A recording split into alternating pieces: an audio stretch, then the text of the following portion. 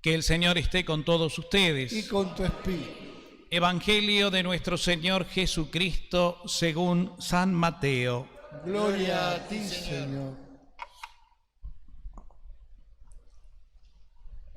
Cuando Jesús se enteró de que Juan Bautista había sido arrestado, se retiró a Galilea y dejando Nazaret se estableció en Cafarnaúm, a orillas del lago, en los confines de Zabulón y Neftalí, para que se cumpliera lo que había sido anunciado por el profeta Isaías. Tierra de Zabulón, tierra de Neftalí, camino del mar, país de la Transjordania, Galilea de las naciones. El pueblo que se hallaba en tinieblas vio una gran luz. Sobre los que vivían en las oscuras regiones de la muerte se levantó una luz. A partir de ese momento, Jesús comenzó a proclamar: conviértanse, porque el reino de los cielos está cerca. Mientras caminaba a orillas del mar de Galilea, Jesús vio a dos hermanos, a Simón llamado Pedro y a su hermano Andrés, que echaban las redes al mar porque eran pescadores. Entonces les dijo: síganme, y yo los haré pescadores de hombres. Inmediatamente ellos dejaron las redes y lo siguieron. Continuando su camino, vio a otros dos hermanos, a Santiago, hijo de Zebedeo, y a su hermano Juan, que estaban en la barca con Zebedeo, su padre, arreglando las redes, y Jesús los llamó. Inmediatamente ellos dejaron la barca y a su padre y lo siguieron. Jesús recorría toda la Galilea, enseñando en las sinagogas de ellos, proclamando la buena noticia del reino y sanando todas las enfermedades y dolencias de la gente. Palabra del Señor. Gloria a ti, Señor Jesús. Tomamos asiento, hermanos. Bueno, muy queridos hermanos, estamos hoy comenzando esta tercera semana del tiempo durante el año, también conocido como tiempo ordinario.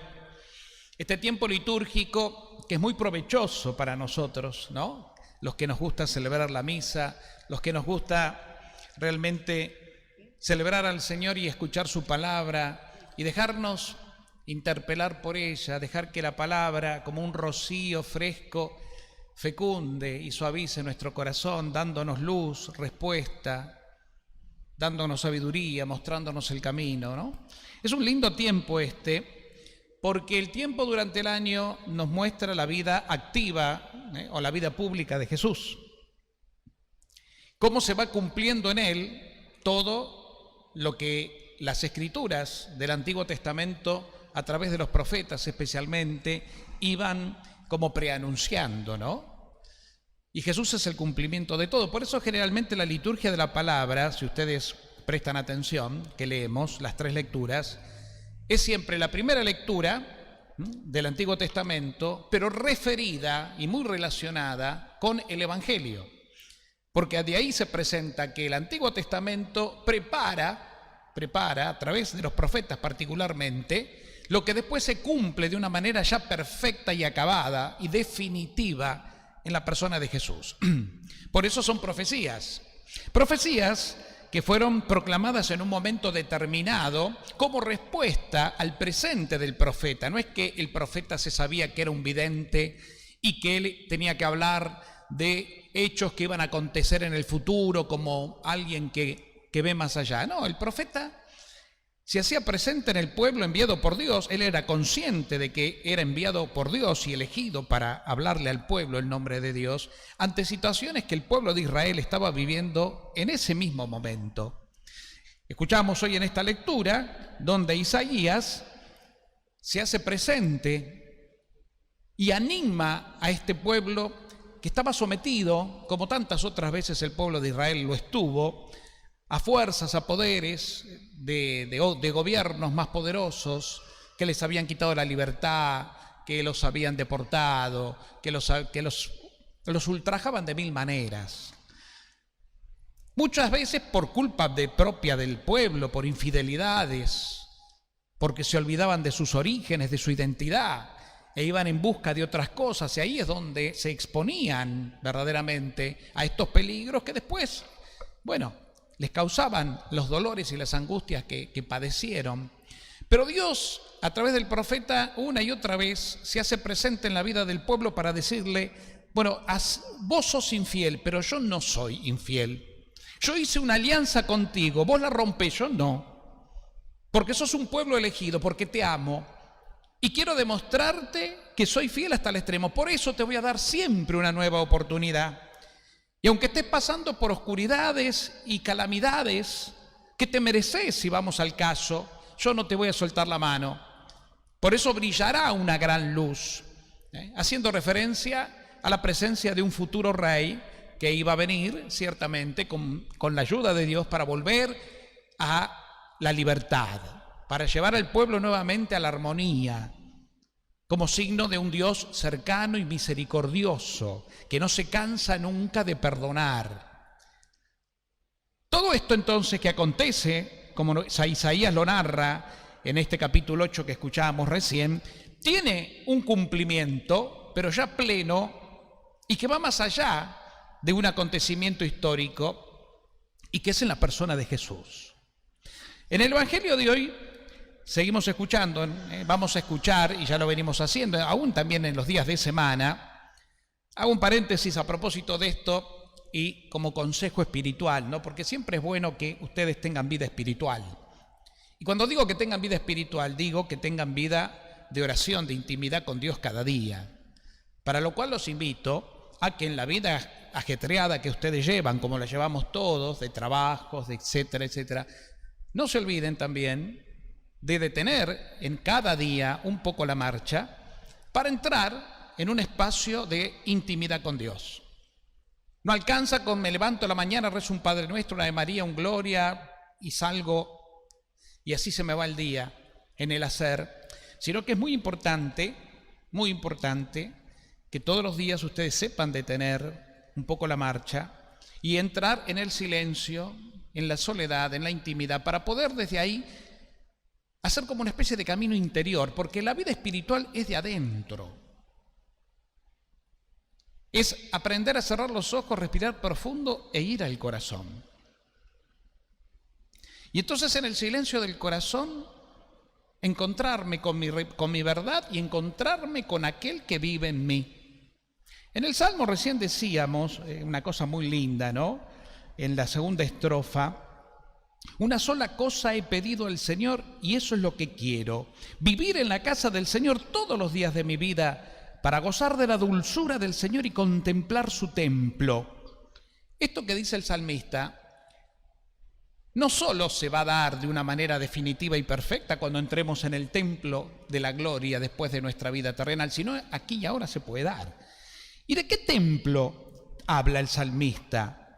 Para gozar de la dulzura del Señor y contemplar su templo. Vos sos el templo de Dios.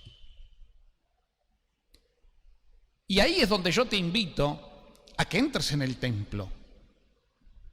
¿Dónde habita Dios? Si nosotros entramos a un templo que es este, por ejemplo, la parroquia, sabemos que este es un lugar sagrado para encontrarnos con Dios y celebrar a Dios como lo estamos haciendo ahora en la misa. Pero hay un lugar muy propio que es el sagrario, donde sabemos que en cualquier momento podemos entrar e ir ahí porque Jesús está presente en la Eucaristía. Bien, vos, yo, nosotros, que somos templos de Dios, ¿dónde está el sagrario donde Jesús está vivo, presente, esperándote para adorarlo?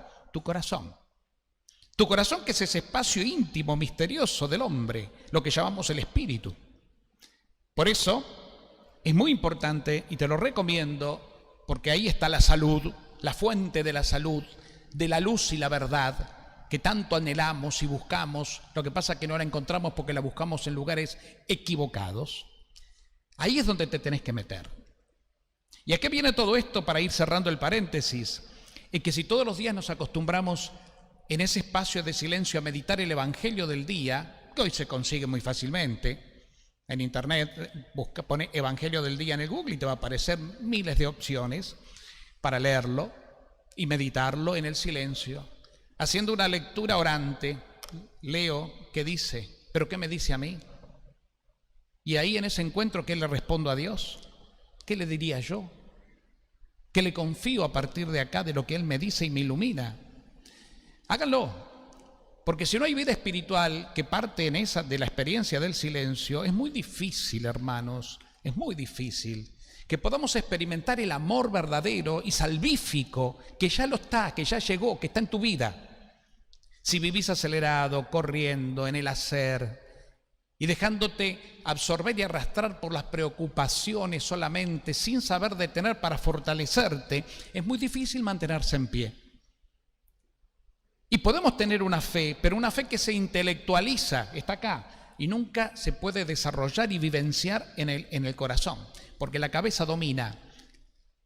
Y no hay peor enemigo para la vida espiritual y el encuentro con Dios que la cabeza, porque la cabeza no para, y va de un pensamiento a otro y salta de una preocupación en otra, así, así, así. Y entonces vivimos aturdidos. Hay que escaparse un poco de todo eso. Ahí está el alimento. Ahí está el descanso. Y ahí encontramos la luz para volver a empezar después, ciertamente, ¿no? Entonces todo esto venía a cuento de que en el Evangelio, fíjense ustedes, se repite lo que escuchábamos en la primera lectura de Isaías, pero ya referido a Jesús.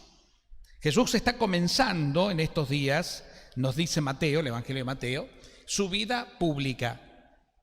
Hace poco veíamos que Jesús se bautizó en el Jordán y comenzó a darse a conocer, y Juan Bautista lo presentó y le dijo a sus discípulos: vayan ahora con él es el Cordero de Dios, yo solamente le preparé el camino, ahora síganlo a él. Y Jesús los recibió. Y entonces Jesús se da a conocer. Y fíjense que cuando él se entera, dice el Evangelio, de que Juan Bautista había sido arrestado, se fue a Galilea. Ya es un primer punto esto que marca el Evangelio, Galilea. Si uno así imaginariamente ve el mapa de Israel, Jerusalén está acá en el norte y Galilea está en el sur, ¿no?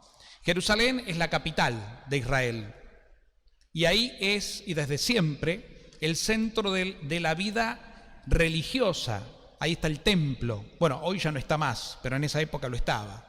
Ahí todo converge y todos subían de todas las ciudades de Israel para celebrar la Pascua y para los encuentros con Dios, porque era el lugar sagrado donde estaba el Arca de la Alianza, donde Dios se hacía presente y donde las autoridades religiosas ahí impartían la enseñanza, ¿no?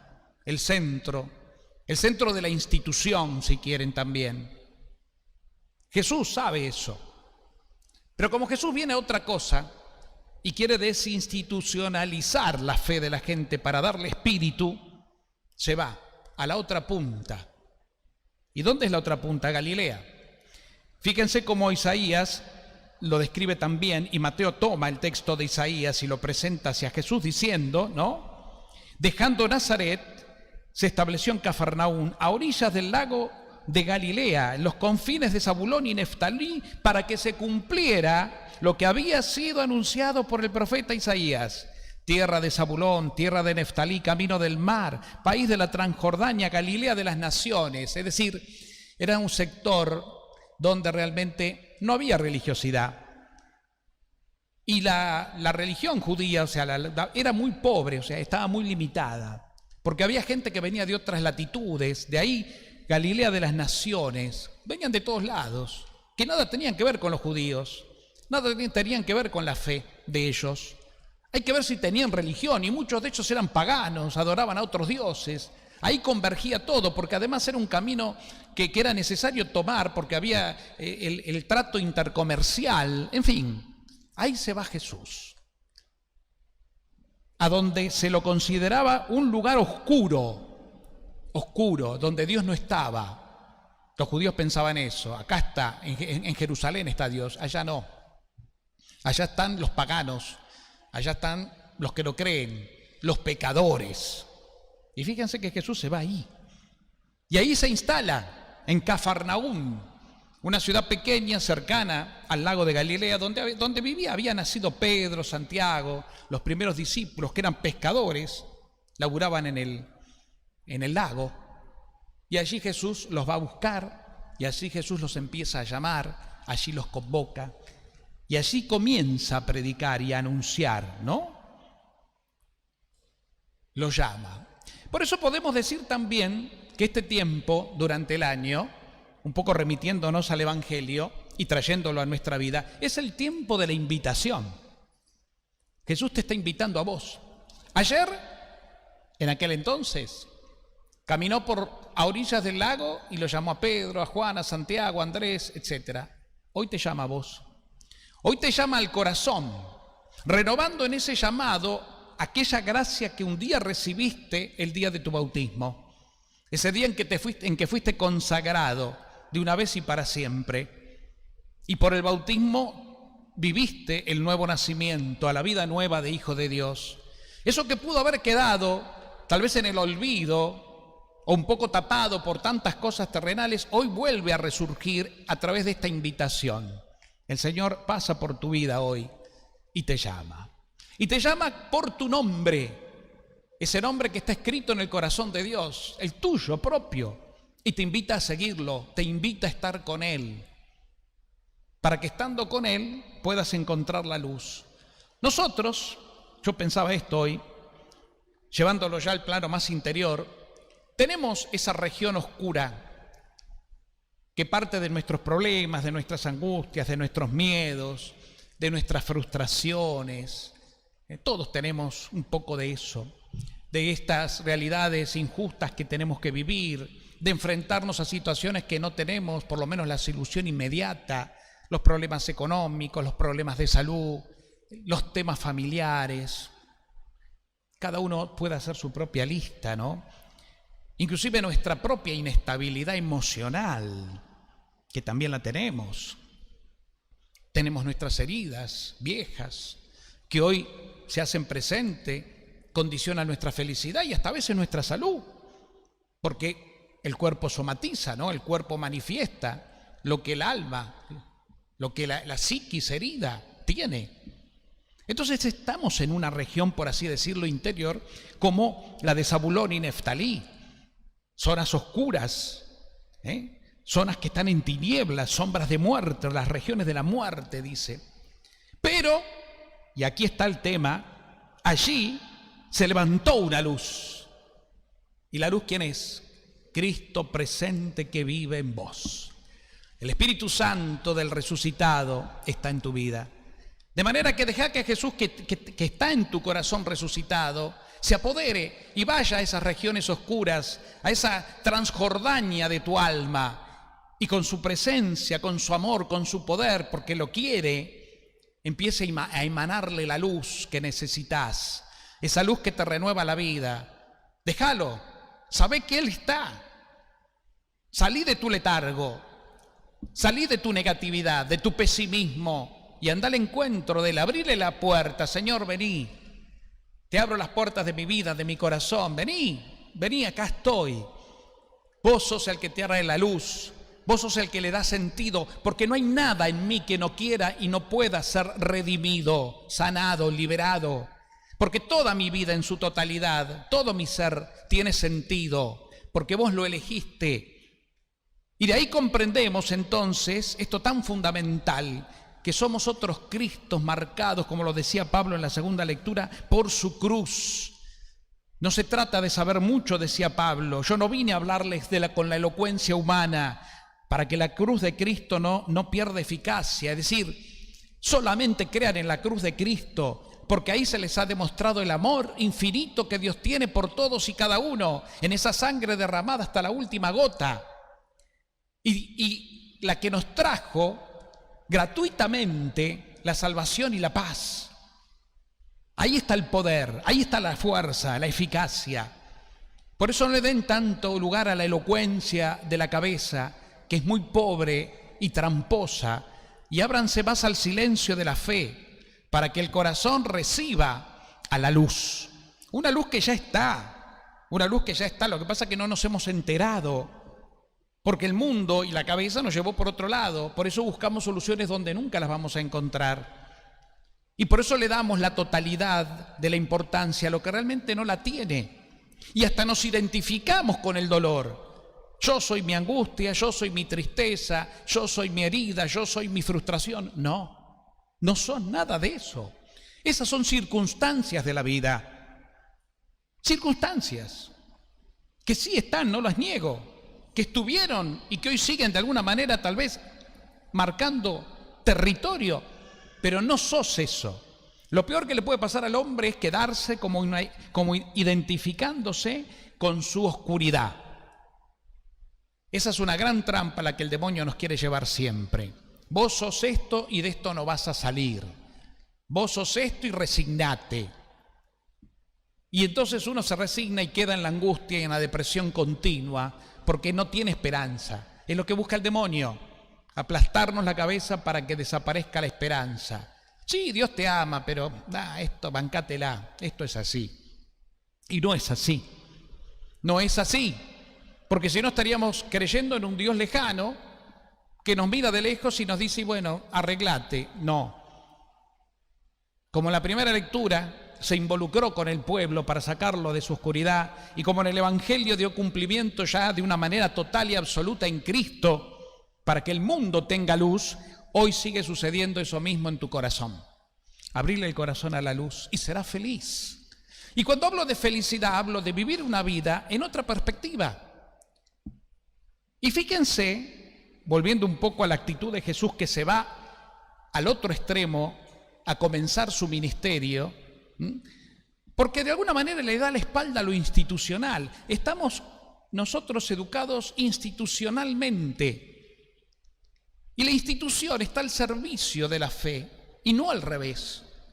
Por eso nuestra vida cristiana ha sido limitada al cumplimiento de normas, costumbres y un montón de cosas, ritos y demás. Y seguimos confesándonos de eso.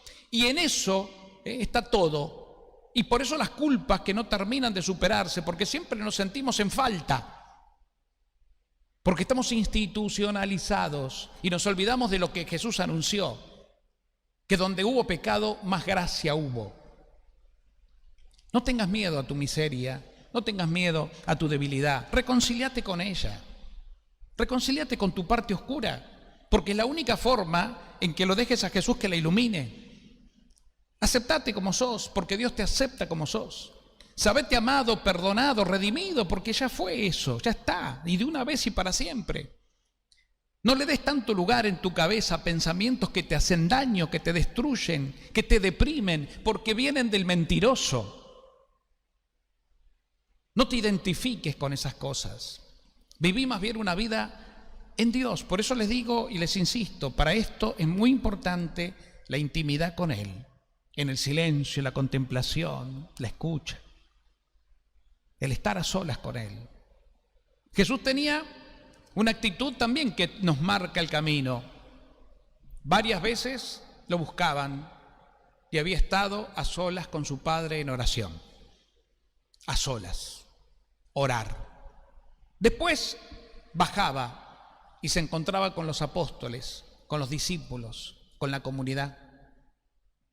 Y por último, iba a cumplir su ministerio, el servicio, y se encontraba con la multitud, sanaba a los enfermos, expulsaba a los demonios, curaba todo tipo de dolencias.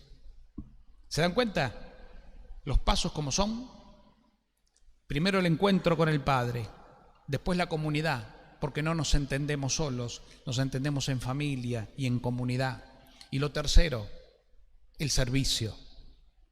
Esa dimensión no es privativa de Cristo o de los curas, como muchos creen. Cada uno tiene su ministerio, cada uno tiene su misión que cumplir, pero todo parte de un encuentro con el Padre, con el Dios vivo en mí, como lo hacía Jesús, como lo hacía Jesús. Y terminaría un poco con lo que dice con esta carta de Pablo a los Corintios, ¿no? Una carta que Pablo escribe a una comunidad conflictiva. Una comunidad cristiana, pero conflictiva. Porque, y fíjense que estamos recién en el capítulo 1 y escribió 2 cartas a los Corintios. Una comunidad conflictiva porque era una comunidad cristiana que él mismo había evangelizado y que él de alguna manera había formado y organizado, pero que cuando Pablo se fue a otras tierras de misión, aunque dejó la cosa armada, empezaron, como suele suceder en los grupos humanos, las divisiones. Y entonces Pablo dice, a ver, me enteré por ahí de que ustedes están dividiéndose. Uno dice, yo soy de Pablo, yo soy de Apolo, yo soy de Cefas, yo soy de Cristo. ¿Pero dónde estamos? Yo fui el que los salvé, dice Pablo. Yo di la vida por ustedes. Pedro dice, no.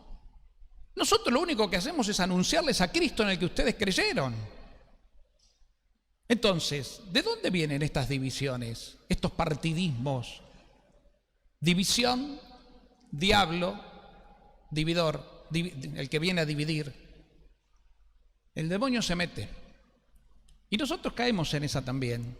No era solamente un problema de aquella iglesia de Corintios en la época de Pablo, sino es una realidad que lamentablemente acompañó todo el devenir de la historia de la iglesia hasta nuestros días. Desde bien arriba hasta las comunidades más sencillas. El poder, quién sabe más, quién pisa más fuerte, los que están con los que se van con el otro, los que le creen a aquel, este cura, este dirigente, aquel coordinador. Esto mismo. Y por eso Pablo se enoja y ya de entrada les baja líneas, ¿no? Y hace mucho hincapié en esto. ¿Qué les prediqué yo? Ni siquiera le da lugar al bautismo, que ciertamente es importante, pero él parte de una base, que es la predicación del Evangelio. Es decir, yo esto se los traigo a ustedes para que me entiendan bien. ¿Ustedes creen en la palabra de Dios? ¿Creen en esto que estamos anunciando? Que el Señor viene a iluminar nuestras vidas y nos ama y que estamos redimidos. ¿Creen en eso? Porque si creen en eso, el bautismo de ustedes que ya recibieron alcanzará plenitud. Y serán lo que tienen que ser, la identidad, otros Cristos. Ahora, si no le creemos a la palabra, por más bautizados que estemos, vamos a ser infecundos en lo que a la fe y a la espiritualidad se refiere, y vamos a ser presa fácil del mundo. Y después no nos quejemos de que estamos en oscuridad y en tiniebla. Entonces, creerle la palabra de Dios es creer y estar en Dios, escuchar a Dios, meditar las cosas de Dios. Porque ahí va a tomar vida lo que realmente somos, la gracia recibida, eterna, poderosa y liberadora, que es nuestro bautismo. Y ya no soy yo, entonces vamos a poder decir, es Cristo quien vive en mí. Para mí, la vida es Cristo. De esto se trata. Por eso estamos comenzando el año, ¿no? Va avanzando enero, y más allá del año calendario, estamos en una etapa, comenzando también el año litúrgico, por así decirlo, donde podemos empezar a encarar nuestra vida espiritual desde esta perspectiva, porque tiene que ser así. Hermanos, que este año sea un año fecundo, pero Dios.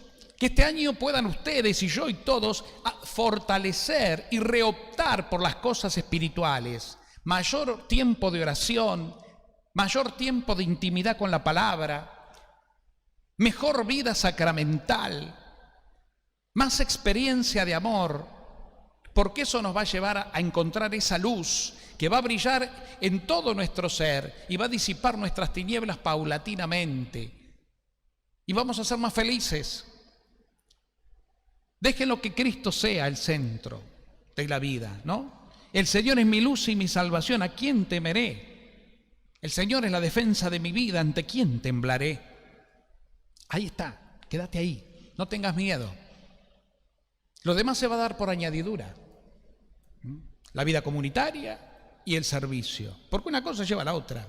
Cuando está la intimidad del espíritu bien vivida, la vida interior bien vivida, lo demás se da por añadidura. Se da solo.